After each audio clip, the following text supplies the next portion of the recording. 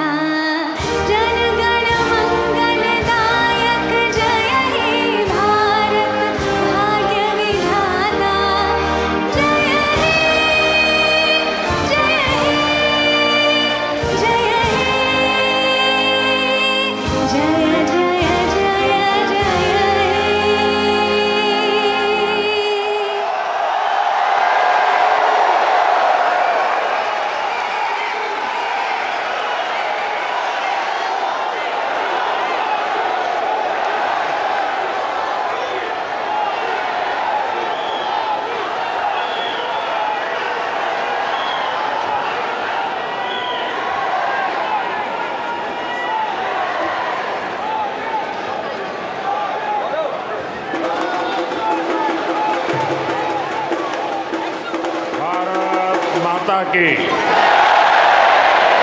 भारत माता की, भारत माता की। नमस्ते यूएस।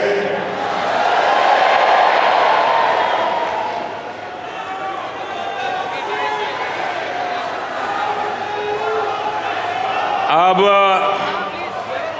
अपना नमस्ते भी मल्टीनेशनल हो गया है।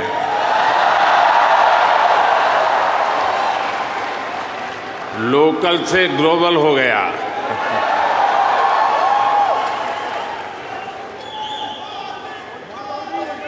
और ये सब आपने किया है।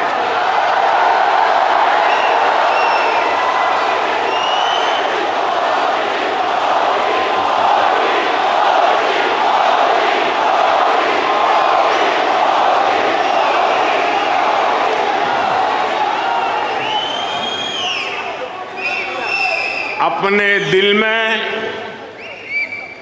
भारत को बसाकर रखने वाले हर भारतीय ने ये किया है।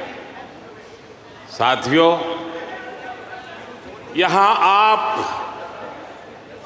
इतनी दूर दूर से आए हैं। कुछ पुराने चेहरे हैं, कुछ नए चेहरे हैं। आपका यह प्यार, ये मेरा बहुत बड़ा सौभाग्य है।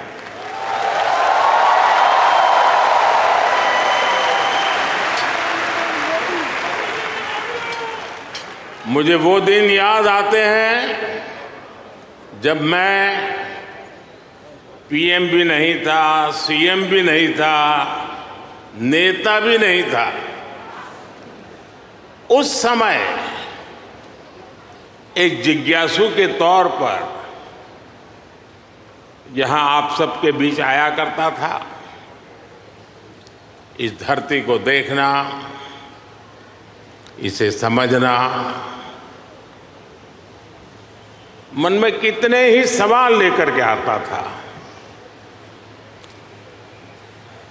जब मैं किसी पद पर नहीं था, उससे पहले भी मैं अमेरिका के करीब करीब 29 स्टेट्स में दौरा कर चुका था।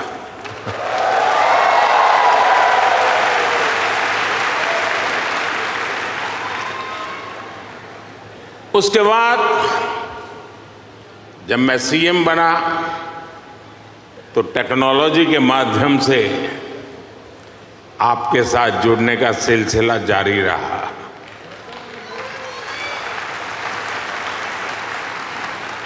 पीएम रहते हुए मैंने आपसे अपार स्नेह पाया है, अपनत्व पाया है। 2014 में मेडिसन स्क्वायर,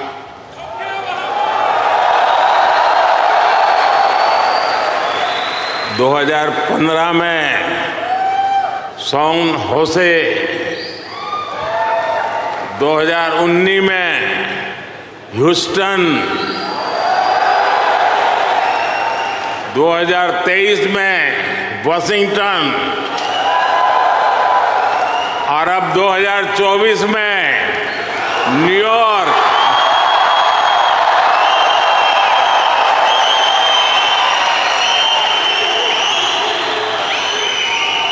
और आप लोग हर बार पिछला रिकॉर्ड तोड़ देते हैं।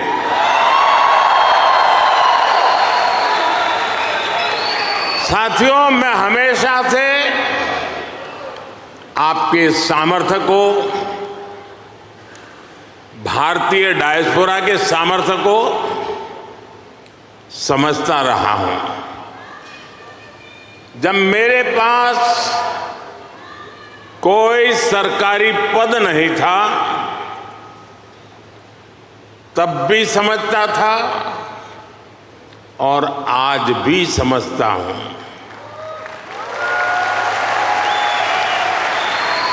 आप सब मेरे लिए हमेशा से भारत के सबसे मजबूत ब्रांड एम्बेसडर रहे हैं।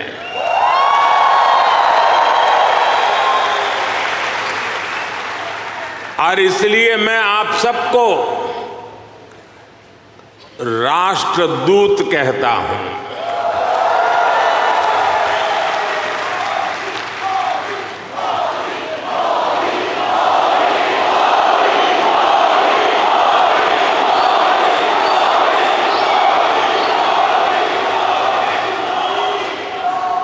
आपने अमेरिका को भारत से और भारत को अमेरिका से कनेक्ट किया है। आपका स्किल, आपका टैलेंट, आपका कमिटमेंट, इसका कोई मुकाबला नहीं है।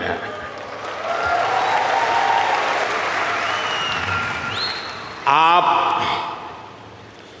7 समंदर पार भले आए गए हैं, लेकिन कोई समंदर इतना गहरा नहीं जो दिल की गहराइयों में बसे हिंदुस्तान को आपसे दूर कर सके।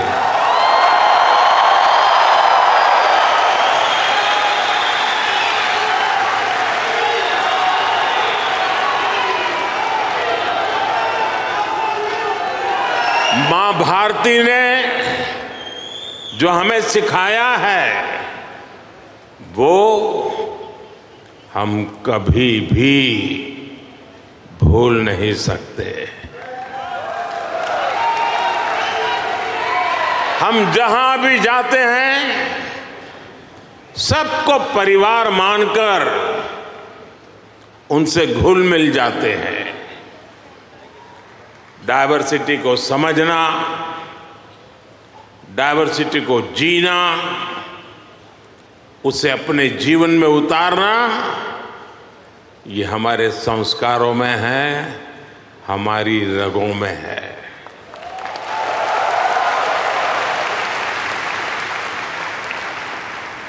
हम उस देश के वासी हैं जहां सैकड़ों भाषाएं हैं, सैकड़ों बोलियां हैं, दुनिया के सारे मत है, पंथ है, फिर भी हम एक बनकर, नेक बनकर आगे बढ़ रहे हैं।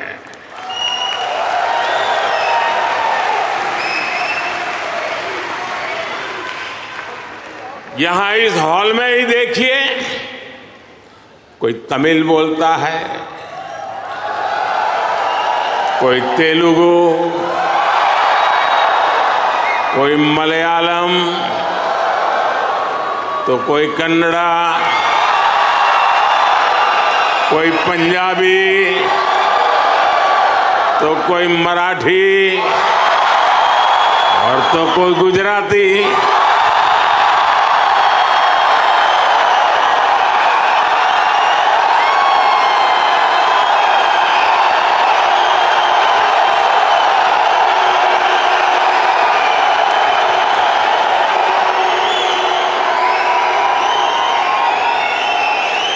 भाषा अनेक है लेकिन भाव एक है, और वो भाव है भारत माता की, वो भाव है भारतीयता। दुनिया के साथ जुड़ने के लिए ये हमारी सबसे बड़ी स्ट्रेंथ है, सबसे बड़ी ताकत है। यही वैल्यूज हमें सहज रूप से ही विश्व बंधु बनाती है।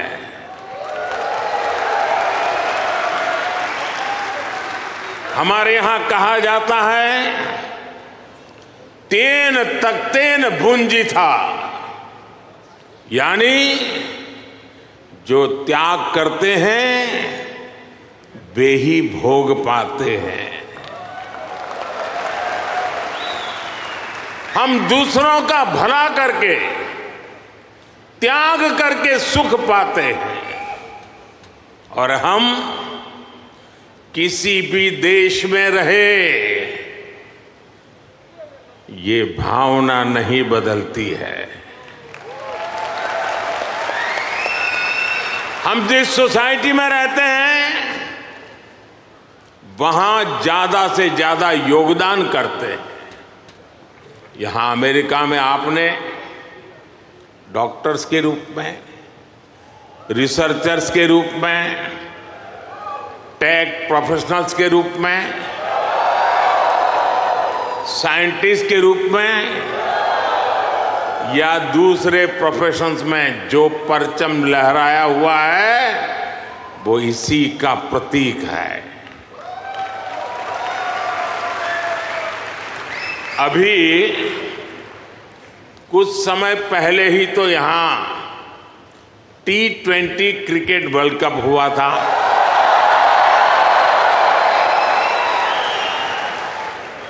और यूएसए की टीम क्या गजब खेली, और उस टीम में यहां रह रहे भारतीयों का जो योगदान था वो भी दुनिया ने देखा है।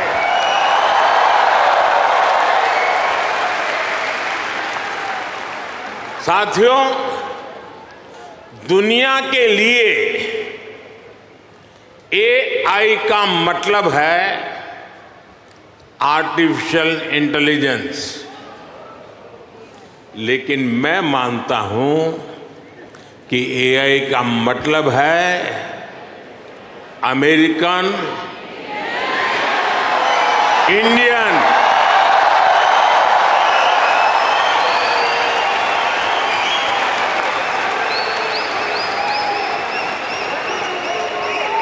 अमेरिका इंडिया, ये स्पिरिट है और वही तो नई दुनिया का एआई पावर है।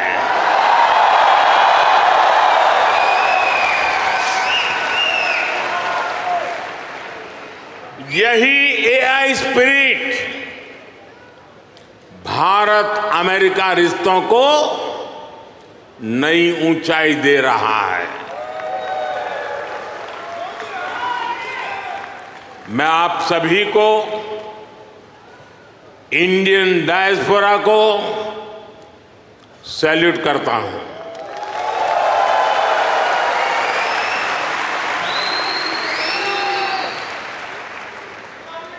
I salute you all.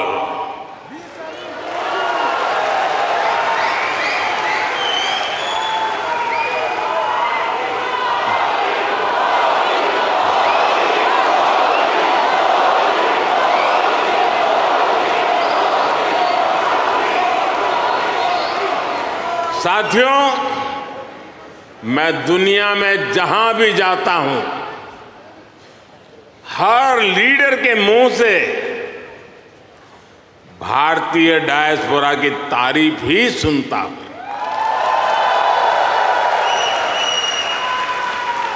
कल ही प्रेसिडेंट बाइडेन मुझे डेलावेयर में अपने घर ले गए थे।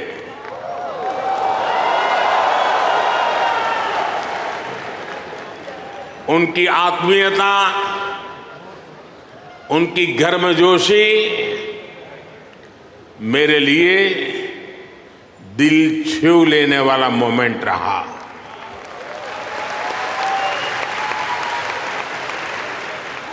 ये सम्मान 140 करोड़ भारतीयों का है।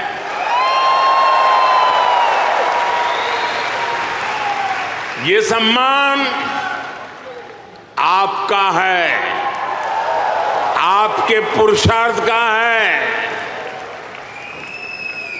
ये सम्मान यहां रहने वाले लाखों भारतीयों का है।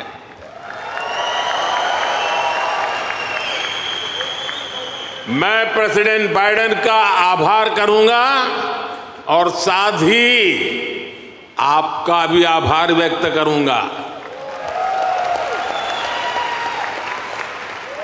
साथियों, 2024 का ये साल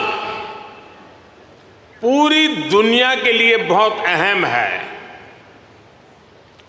एक तरफ दुनिया के कई देशों के बीच संघर्ष है, तनाव है, तो दूसरी तरफ कई देशों में डेमोक्रेसी का जश्न चल रहा है।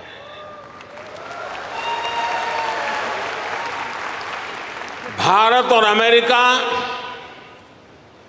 डेमोक्रेसी के जश्न में भी एक साथ है।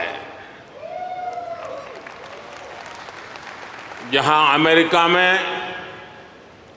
चुनाव होने वाले हैं और भारत में चुनाव हो चुके हैं,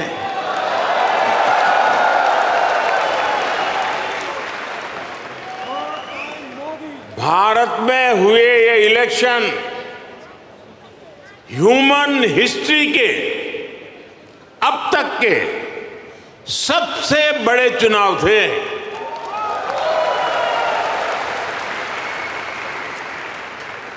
आप कल्पना कर सकते हैं, अमेरिका की कुल आबादी से भी करीब 2 गुने वोटर्स, इतना ही नहीं, पूरे यूरोप की कुल आबादी से ज्यादा वोटर्स, इतने सारे लोगों ने भारत में अपना वोट डाले।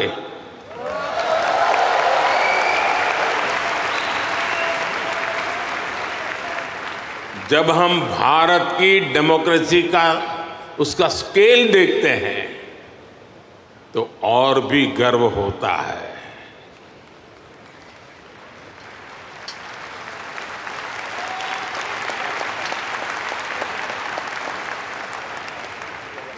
तीन महीने का पोलिंग प्रोसेस, 15 मिलियन यानी 1.5 करोड़ लोगों का पोलिंग स्टाफ, 1 मिलियन यानी 10 लाख से ज्यादा पोलिंग स्टेशन, 2,500 से ज्यादा पॉलिटिकल पार्टीज,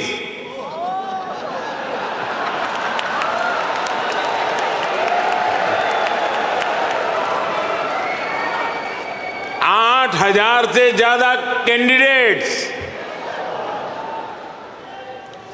अलग अलग भाषाओं के हजारों न्यूज़पेपर्स, सैकड़ों रेडियो स्टेशन, सैकड़ों टीवी न्यूज चैनल, करोड़ों सोशल मीडिया अकाउंट्स, लाखों सोशल मीडिया चैनल्स, ये सब भारत की डेमोक्रेसी को वाइब्रेंट बनाते हैं।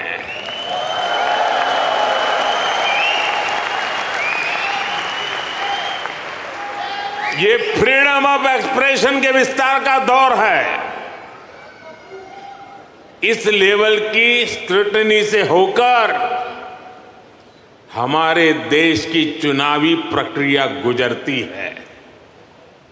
और साथियों, इस लंबी चुनावी प्रक्रिया से गुजरकर इस बार भारत में कुछ अभूतपूर्व हुआ है।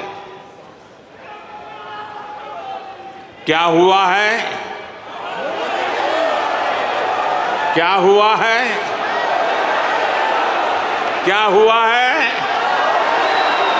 क्या हुआ है? अब की बार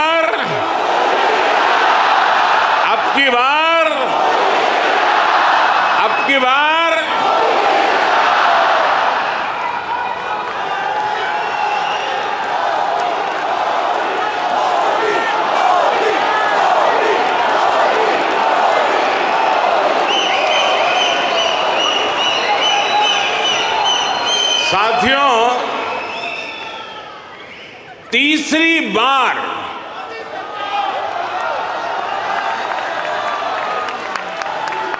हमारी सरकार की वापसी हुई है।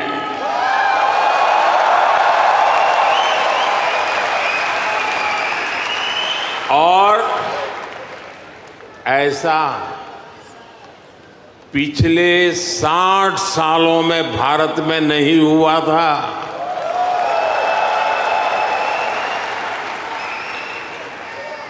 भारत की जनता ने ये जो नया मैंडेट दिया है, उसके मायने बहुत है और बहुत बड़े भी हैं। ये तीसरे टर्म में हमें बहुत बड़े लक्ष्य साधने हैं।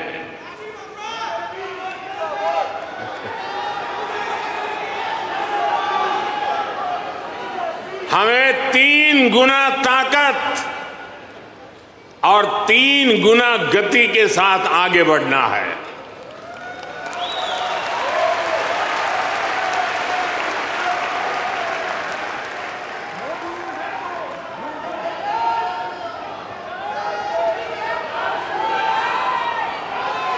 आपको एक शब्द याद रहेगा, पुष्प।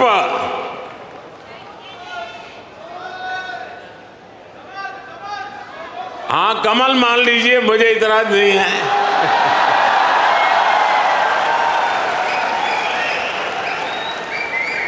पुष्प, और मैं पुष्प को डिफाइन करता हूं, P for progressive Bharat, you for unstoppable Bharat, S for spiritual Bharat, H for humanity first को समर्पित Bharat, P for prosperous Bharat, यानी पुष्प। पुष्प की 5 पंखुड़ियों को मिलाकर ही विकसित भारत बनाएंगे।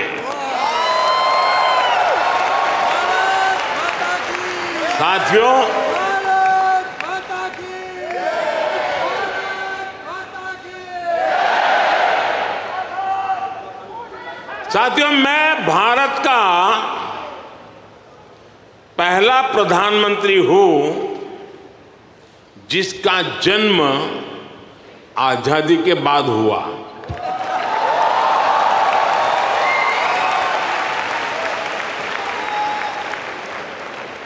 आजादी के आंदोलन में करोड़ों भारतीयों ने स्वराज के लिए जीवन खपा दिया था। उन्होंने अपना हित नहीं देखा, अपने कंफर्ट जोन की चिंता नहीं की।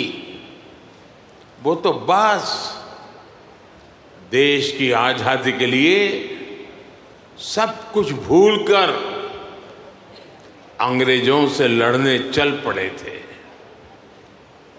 उस सफर में किसी को फांसी का फंदा मिला, किसी के शरीर को गोलियों से भून दिया गया, कोई यातनाएं सहते हुए जेल में ही गुजर गया, कईयों की जवानी जिंदगी जेल में खप गई। साथियों, हम देश के लिए मर नहीं पाए, लेकिन हम देश के लिए जरूर जी सकते हैं।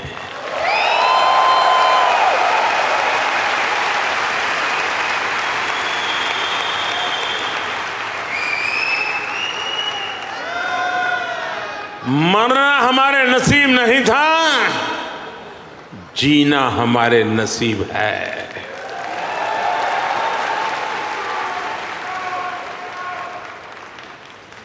पहले दिन से मेरा मन और मेरा मिशन एकदम क्लियर रहा है। मैं स्वराज के लिए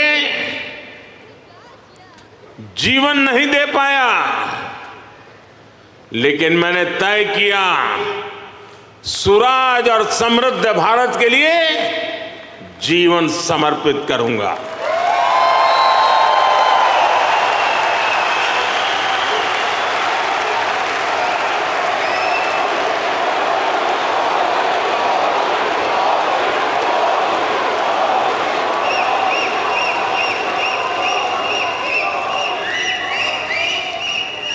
मेरे जीवन का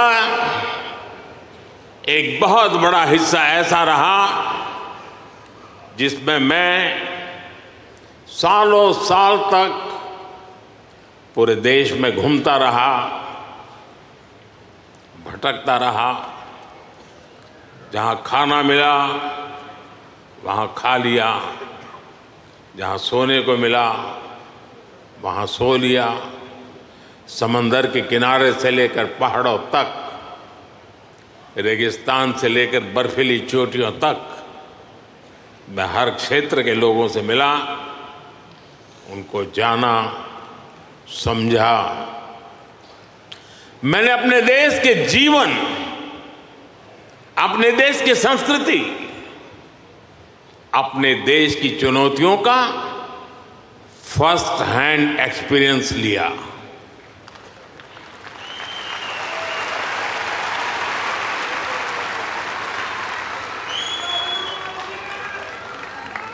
वो भी एक वक्त था जब मैंने अपनी दिशा कुछ और तय की थी, लेकिन नियति ने मुझे राजनीति में पहुंचा दिया। कभी नहीं सोचा था कि एक दिन चीफ मिनिस्टर बनूंगा, और बना तो गुजरात का लॉन्गेस्ट सर्विंग चीफ मिनिस्टर बन गया। 13 साल तक गुजरात का चीफ मिनिस्टर रहा। इसके बाद लोगों ने प्रमोशन देकर मुझे प्राइम मिनिस्टर बना दिया।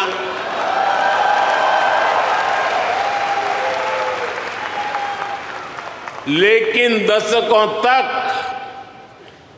देश के कोने में जाकर मैंने जो सीखा है, उसी ने चाहे राज्य हो या केंद्र, मेरे सेवा के मॉडल को, मेरे गवर्नेंस के मॉडल को इतना सफल बनाया है। पिछले 10 साल में इस गवर्नेंस मॉडल की सफलता आपने देखी है, पूरी दुनिया ने देखी है, और अब देश के लोगों ने बहुत बड़े भरोसे के साथ मुझे ये तीसरा टर्म सौंपा है।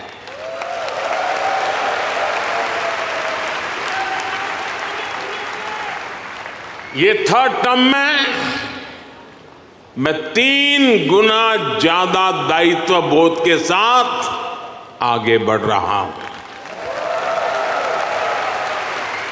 साथियों, आज भारत दुनिया के सबसे युवा देशों में से एक है। भारत एनर्जी से भरा हुआ है, सपनों से भरा हुआ है। रोज नए कीर्तिमान, हर रोज नई खबर। आज ही एक और बहुत अच्छी खबर मिली है। चेस ओलंपियाड में मेंस और वुमेन्स दोनों में भारत को गोल्ड मिला है।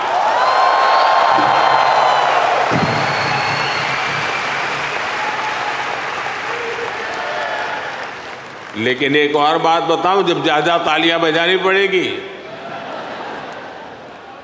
ये लगभग 100 साल के इतिहास में पहली बार हुआ है।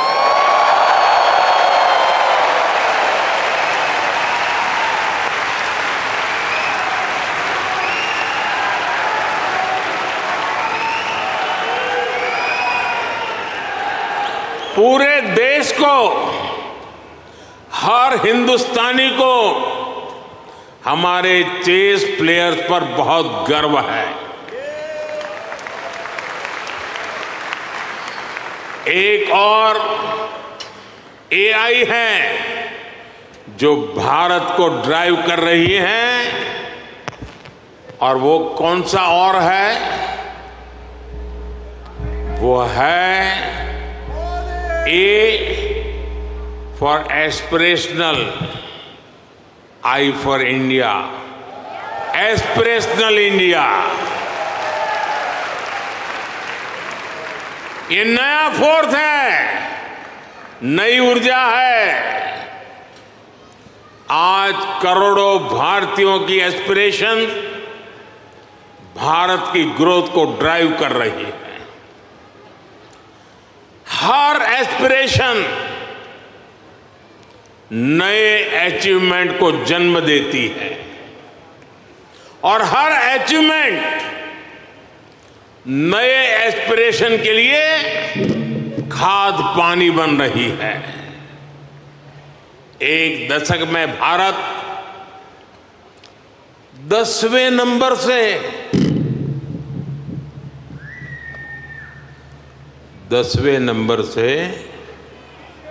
5वें नंबर की इकोनॉमी बन गया।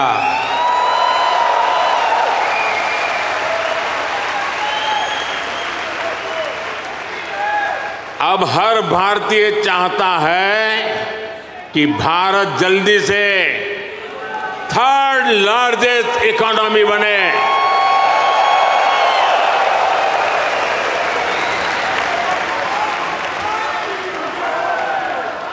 आज देश के एक बहुत बड़े वर्ग की बेसिक नीड्स पूरी हो रही है। पिछले 10 साल में करोड़ों लोगों को क्लीन कुकिंग गैस की सुविधा मिली है।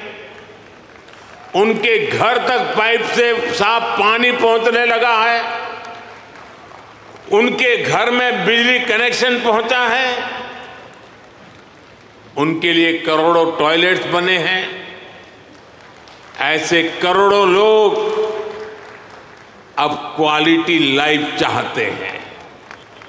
साथियों, अब भारत के लोगों को सिर्फ रोड नहीं, उन्हें शानदार एक्सप्रेस वे चाहिए। अब भारत के लोगों को सिर्फ रेल कनेक्टिविटी नहीं, उन्हें हाई स्पीड ट्रेन चाहिए। हर भारत के हर शहर की अपेक्षा है उसके यहां मेट्रो चले।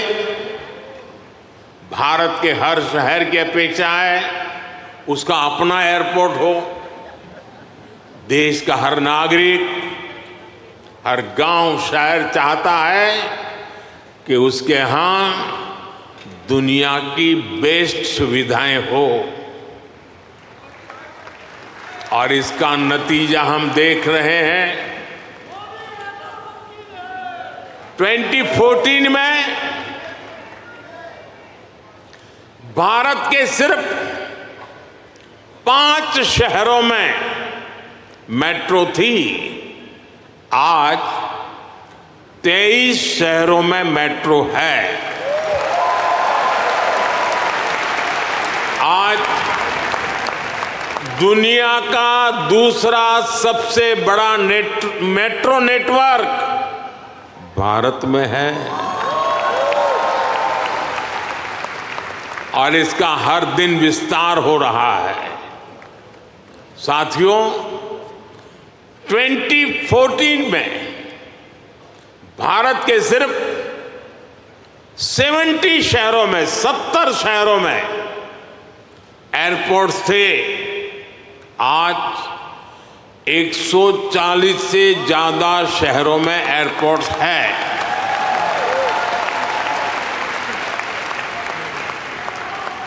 2014 में 100 से भी कम ग्राम पंचायतों में ब्रॉडबैंड कनेक्टिविटी थी। 100 से भी कम। आज 2 लाख से भी ज्यादा पंचायतों में ब्रॉडबैंड कनेक्टिविटी है। 2014 में भारत में 140 मिलियन यानी 14 करोड़ के आसपास एलपीजी कंज्यूमर थे। आज भारत में 310 मिलियन यानी 31 करोड़ से ज्यादा एलपीजी कंज्यूमर है। जिस काम में पहले सालों लग जाते थे, वो काम अब महीनों में खत्म हो रहा है।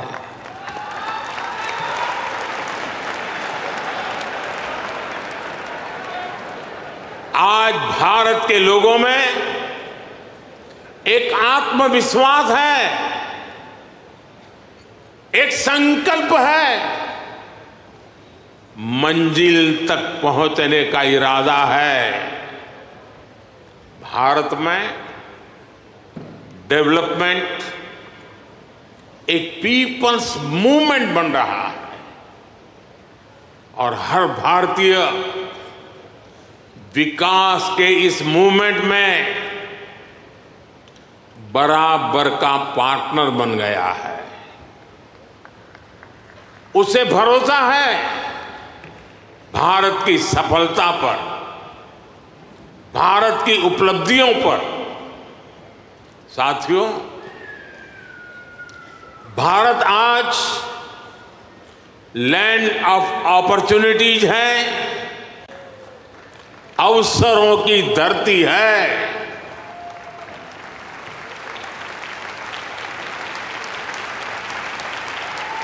अब भारत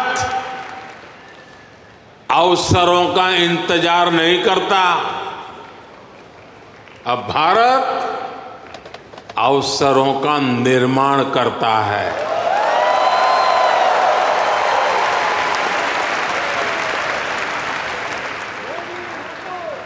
बीते 10 साल में भारत ने हर सेक्टर में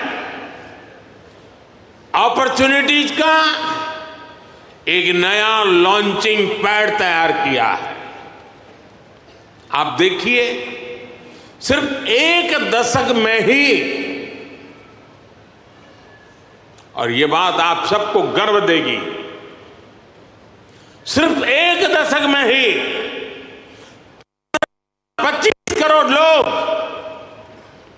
एक दशक में ही 25 करोड़ लोग गरीबी से बाहर निकले हैं।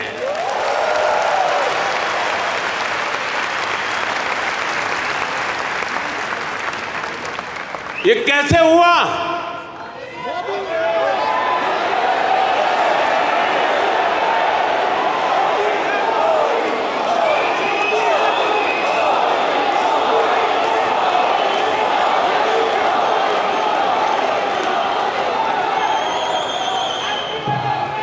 ये इसलिए हुआ, हमने पुरानी सोच बदली, अप्रोच बदली। हमने गरीब को एम्पावर करने पर फोकस किया। 50 करोड़ यानी 500 मिलियन से ज्यादा लोगों को बैंकिंग सिस्टम से जोड़ा। 55 करोड़ यानी 550 मिलियन से ज्यादा लोगों को 5 लाख रुपए तक का फ्री मेडिकल ट्रीटमेंट देना। 4 करोड़ यानी 40 मिलियन से ज्यादा फैमिलीज को पक्के घर देना। कोलेटरल फ्री लोन्स का सिस्टम बनाकर करोड़ों लोगों को ईज ऑफ क्रेडिट से जोड़ना। ऐसे अनेकों काम हुए, तब इतने लोगों ने खुद ने गरीबी को हराया।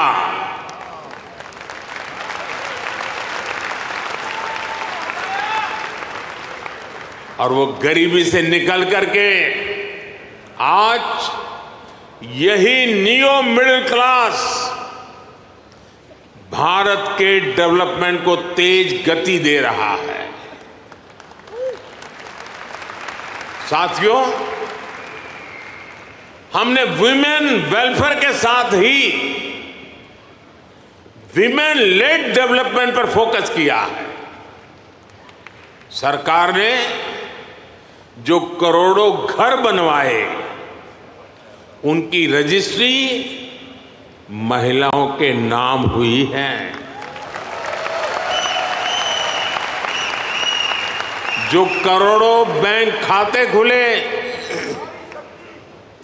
उसमें आधे से ज्यादा खाते महिलाओं के खाते खुले। 10 साल में भारत की 10 करोड़ महिलाएं माइक्रो एंटरप्रेन्योरशिप स्कीम से जुड़ी हैं। मैं आपको एक और एग्जाम्पल देता हूं। हम भारत में एग्रीकल्चर को टेक्नोलॉजी के साथ जोड़ने में अनेक प्रयास कर रहे हैं। उसमें आज खेती में, किसानी में भरपूर मात्रा में ड्रोन का उपयोग आज भारत में नजर आता है। शायद ड्रोन आपके लिए नई बात नहीं है, लेकिन नई बात यह है इसकी जिम्मेदारी कौन संभालता है पता है? ये रूरल विमेन के पास है।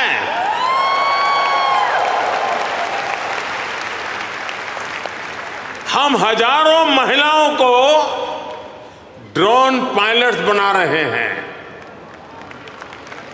एग्रीकल्चर में टेक्नोलॉजी का ये बहुत बड़ा रिवॉल्यूशन गांव की महिलाएं लेकर आ रही है। साथियों, जो एरियाज पहले निग्लेक्टेड थे वो आज देश की प्रायोरिटी है। आज भारत जितना कनेक्टेड है उतना पहले कभी नहीं रहा। आप हैरान होंगे, आज भारत का 5G मार्केट, बताऊं? बुरा नहीं लगेगा ना? आज भारत का 5G मार्केट अमेरिका से भी बड़ा हो चुका है।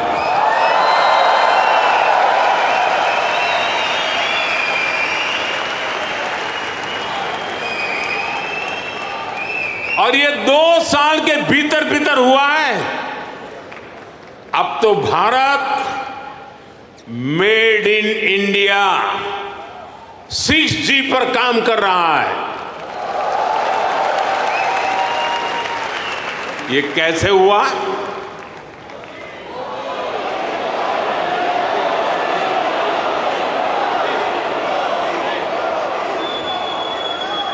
ये इसलिए हुआ क्योंकि हमने इस सेक्टर को आगे बढ़ाने के लिए पॉलिसीज बनाई। हमने मेड इन इंडिया टेक्नोलॉजी पर काम किया। हमने सस्ते डेटा पर मोबाइल फोन मैन्युफैक्चरिंग पर फोकस किया। आज दुनिया का करीब करीब हर बड़ा mobile brand made in India है। आज भारत दुनिया का दूसरा सबसे बड़ा मोबाइल मैन्युफैक्चरर है।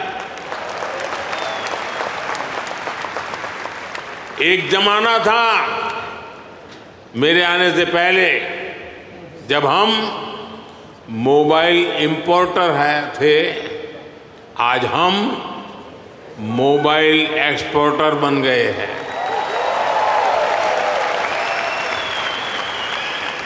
साथियों, अब भारत पीछे नहीं चलता।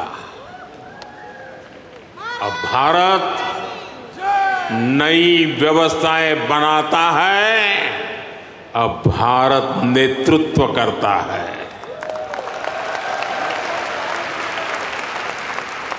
भारत ने डिजिटल पब्लिक इंफ्रास्ट्रक्चर DPI का नया कंसेप्ट दुनिया को दिया है। DPI ने इक्वेलिटी को प्रमोट किया है। ये करप्शन को कम करने का भी बहुत बड़ा माध्यम बन गया है। भारत का UPI आज पूरी दुनिया को आकर्षित कर रहा है।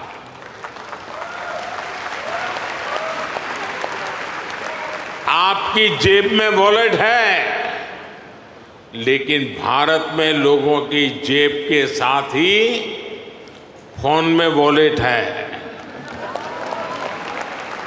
ई-वॉलेट है। अनेक भारतीय अब अपने डॉक्यूमेंट्स फिजिकल फोल्डर्स में नहीं रखते, उनके पास डिजी लॉकर है। वो एयरपोर्ट पे जाते हैं तो डिजी यात्रा से सीमलेस ट्रैवल करते हैं। ये digital public infrastructure, jobs, innovation और इससे जुड़ी हर टेक्नोलॉजी का लॉन्चिंग पैड बन गया है। साथियों, भारत अब रुकने वाला नहीं है। भारत अब थमने वाला नहीं है। भारत चाहता है दुनिया में ज्यादा से ज्यादा device made in India chip पर चलें। हमने सेमीकंडक्टर सेक्टर को भी भारत की तेज ग्रोथ का आधार बनाया है। पिछले साल जून में भारत ने सेमीकंडक्टर सेक्टर के लिए इंसेंटिव घोषित किए थे। इसके कुछ ही महीनों बाद माइक्रोन की पहली सेमीकंडक्टर यूनिट का शिलान्यास भी हो गया।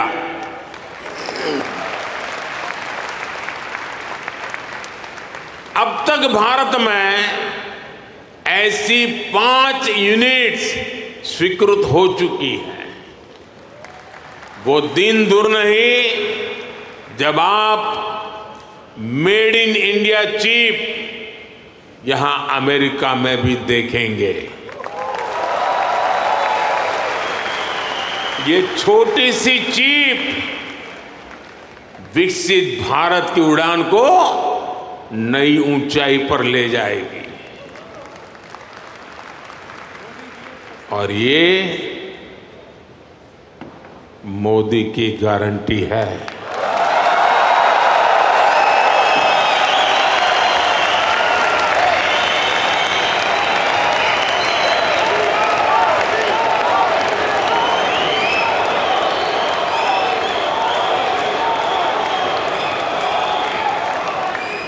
साथियों, आज भारत में रिफॉर्म्स के लिए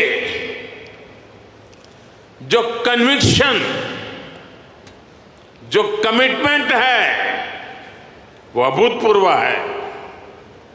हमारा ग्रीन एनर्जी ट्रांजिशन प्रोग्राम इसका बहुत बड़ा उदाहरण है। दुनिया की 17% पॉपुलेशन होने के बावजूद ग्लोबल कार्बन एमिशन में भारत की हिस्सेदारी सिर्फ 4% है। दुनिया को बर्बाद करने में हमारा कोई रोल नहीं है।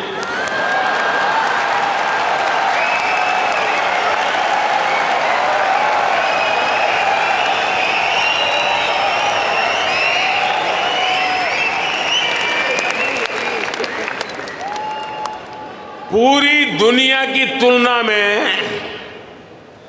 एक तरह से यानी कह सकते हैं ना के बराबर है।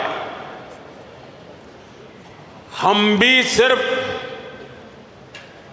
कार्बन फ्यूल जलाकर अपनी ग्रोथ को सपोर्ट कर सकते थे, लेकिन हमने ग्रीन ट्रांजिशन का रास्ता चुना। प्रकृति प्रेम के हमारे संस्कारों ने हमें गाइड किया। इसलिए हम solar, wind, hydro, green hydrogen और न्यूक्लियर एनर्जी पर इन्वेस्टमेंट कर रहे हैं। आप देखिए, भारत G20 का ऐसा देश है जिसने पेरिस क्लाइमेट गोल्स को सबसे पहले पूरा कर दिया।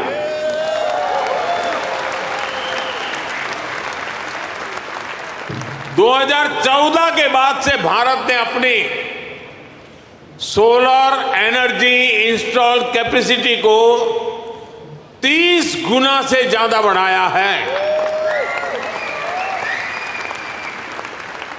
हम देश के हर घर को सोलर पावर होम बनाने में जुटे हैं। इसके लिए रूफटॉप सोलर का बहुत बड़ा मिशन हमने शुरू किया है। आज हमारे रेलवे स्टेशन और एयरपोर्ट सोलराइज हो रहे हैं।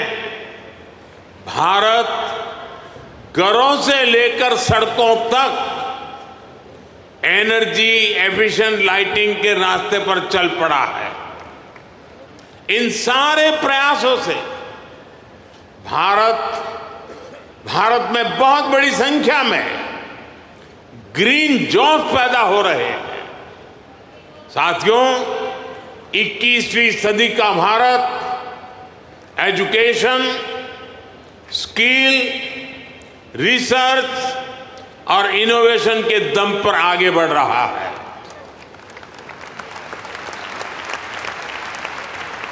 आप सभी नालंदा यूनिवर्सिटी के नाम से परिचित है।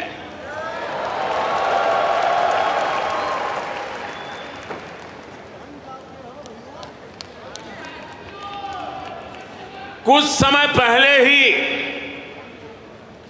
भारत की प्राचीन नालंदा यूनिवर्सिटी नए अवतार में सामने आई है।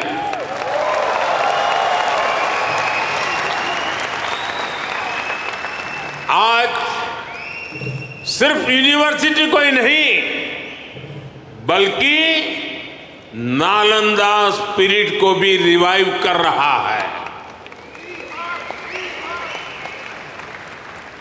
पूरी दुनिया के स्टूडेंट्स भारत आकर पढ़ें, हम इस तरह का आधुनिक इकोनॉमिक सिस्टम बना रहे हैं।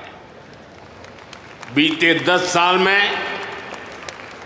भारत में, ये भी जरा आप लोगों को याद रखने जैसी बात बताता हूं मैं, बीते 10 साल में भारत में हर सप्ताह एक यूनिवर्सिटी बनी है।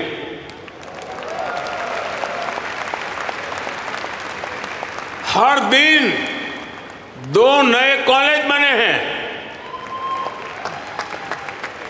हर दिन एक नई आईटीआई की स्थापना हुई है। 10 साल में ट्रिपल आईटी की संख्या 9 से बढ़कर 25 हो चुकी है। आईआईएम्स की संख्या 13 से बढ़कर 21 हो चुकी है। एम्स की संख्या 3 गुना बढ़कर 22 हो चुकी है। 10 साल में मेडिकल कॉलेजों की संख्या भी लगभग 2 गुनी हो चुकी है। टॉप ग्लोबल यूनिवर्सिटीज भी आज भारत आ रहे हैं, भारत का नाम है। अभी तक दुनिया ने भारत के डिजाइनर्स का दम देखा, अब दुनिया डिजाइन इन इंडिया का जलवा देखेगी। साथियों, आज हमारी साझेदारी पूरी दुनिया के साथ बढ़ रही है। पहले भारत सबसे समान दूरी की नीति पर चलता था, इक्वल डिस्टेंस। अब भारत सबसे समान नजदीकी की नीति पर चल रहा है।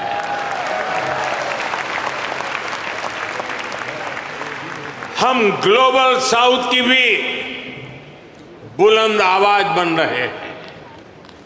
आपने देखा होगा, भारत की पहल पर G20 समिट में अफ्रीकन यूनियन को स्थायी सदस्यता मिली। आज जब भारत ग्लोबल प्लेटफॉर्म पर कुछ कहता है तो दुनिया सुनती है।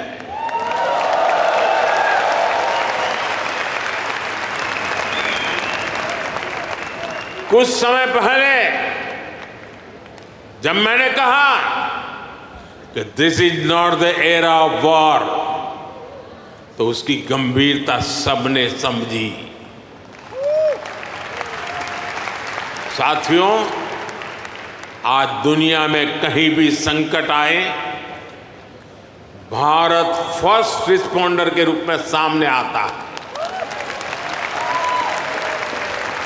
कोरोना के समय में हमने 150 से ज्यादा देशों को वैक्सीन और दवाइयां भेजी। कहीं भूकंप आए, कहीं साइक्लोन आए, कहीं गृह युद्ध हो, हम मदद के लिए सबसे पहले पहुंचते हैं। यही हमारे पुरखों की सीख है, यही हमारे संस्कार है। साथियों, आज का भारत दुनिया में एक नए कैटलिस्ट एजेंट की तरह उभर रहा है और इसका प्रभाव हर सेक्टर में दिखेगा।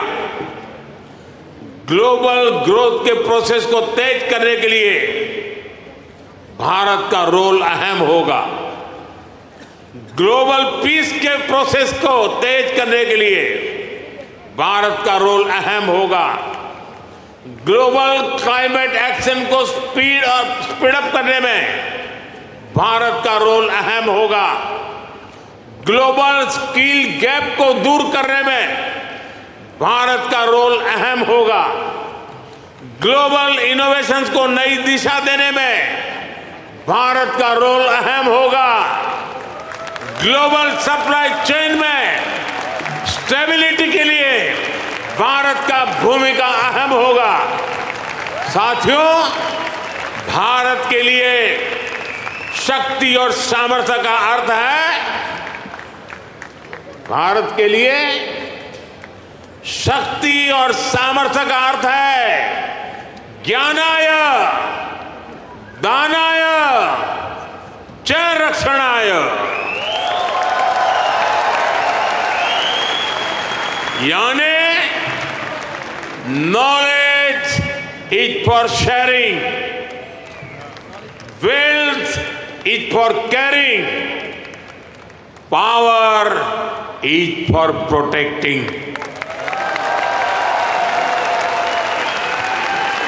इसलिए भारत की प्राथमिकता दुनिया में अपना दबाव बढ़ाने की नहीं, अपना प्रभाव बढ़ाने की है।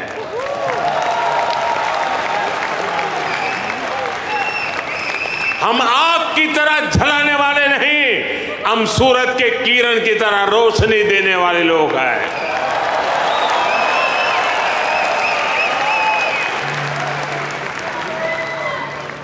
हम विश्व पर अपना दबदबा नहीं चाहते, हम विश्व की समृद्धि में अपना सहयोग बढ़ाना चाहते हैं। योग को बढ़ावा देना हो, सुपर फूड मिलेट्स को बढ़ावा देना हो, मिशन लाइफ यानी लाइफ स्टाइल फॉर एनवायरमेंट का विजन हो,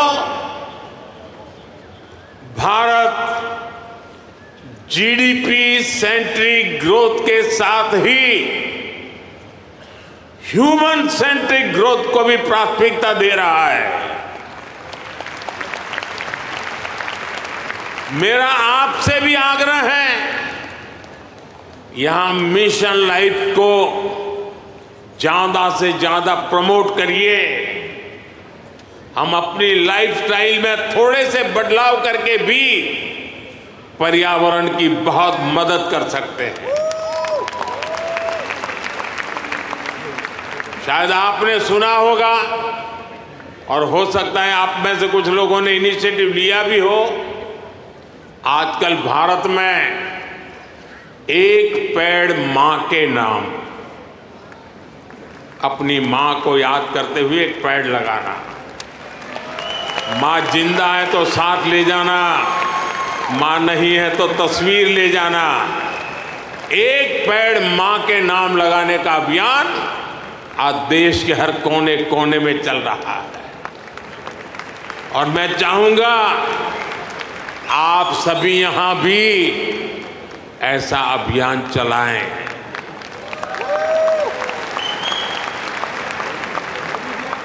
ये हमारी जन्मदाता मां और धरती मां दोनों का यश बढ़ाएगा। साथियों, आज का भारत बड़े सपने देखता है, बड़े सपनों का पीछा करता है। अभी कुछ दिन पहले ही पेरिस ओलंपिक खत्म हुए हैं। अगले ओलंपिक्स का होस्ट यूएसए है। जल्द ही आप भारत में भी ओलंपिक्स के साक्षी बनेंगे।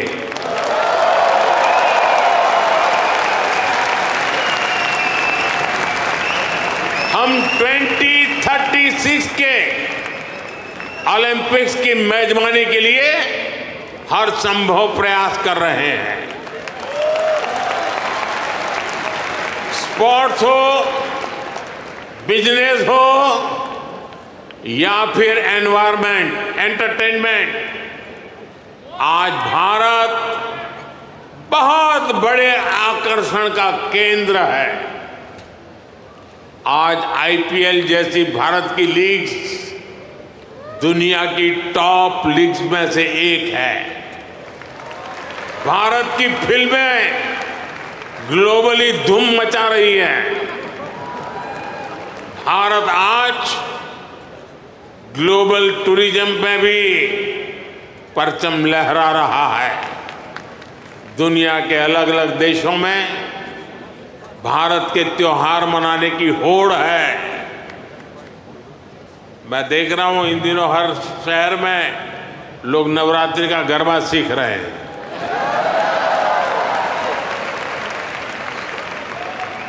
ये भारत के प्रति उनका प्यार है। साथियों, आज हर देश भारत को ज्यादा से ज्यादा समझना चाहता है, जानना चाहता है।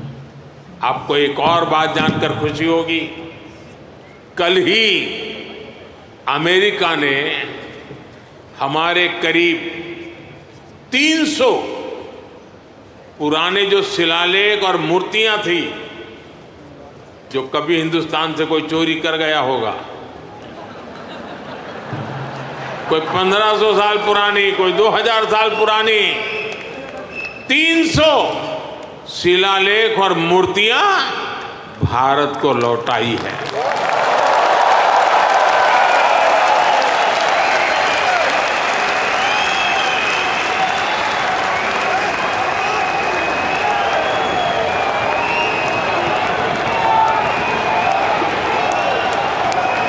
अभी तक अमेरिका ऐसी लगभग 500 धरोहरें भारत को लौटा चुका है। ये कोई छोटी सी चीज लौटाने का विषय नहीं है। ये हमारी हजारों वर्षों की विरासत का सम्मान है। ये भारत का सम्मान है और ये आपका भी सम्मान है।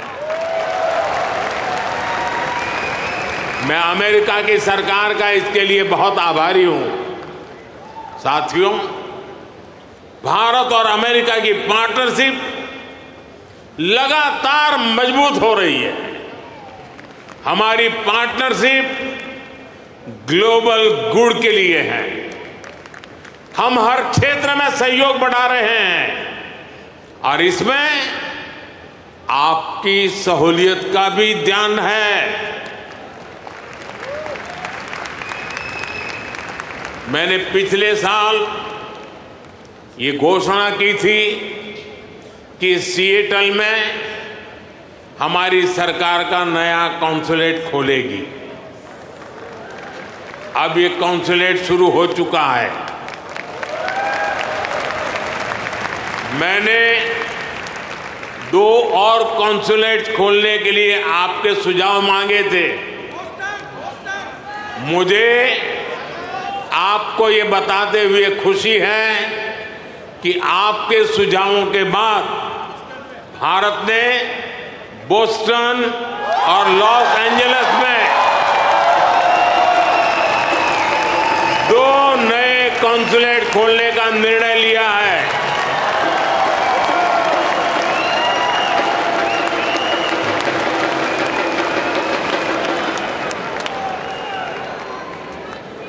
मुझे यूनिवर्सिटी ऑफ ह्यूस्टन में Thiruvalluvar chair of Tamil studies को अनाउंस करने की भी खुशी है। इससे महान तमिल संत थिरुवल्लुवर का दर्शन दुनिया तक पहुंचाने में और मदद मिलेगी। साथियों, आपका ये आयोजन वाकई शानदार रहा है। यहां जो कल्चरल प्रोग्राम हुआ वो अद्भुत था। मुझे ये भी बताया गया है कि इस इवेंट के लिए हजारों लोग और भी आना चाहते थे, लेकिन वेन्यू छोटा पड़ गया। जिन साथियों से मैं यहां मिल नहीं पाया, उनसे मैं क्षमा चाहता हूं। उन सभी से अगली बार मुलाकात होगी, किसी और दिन, किसी और वेन्यू पर।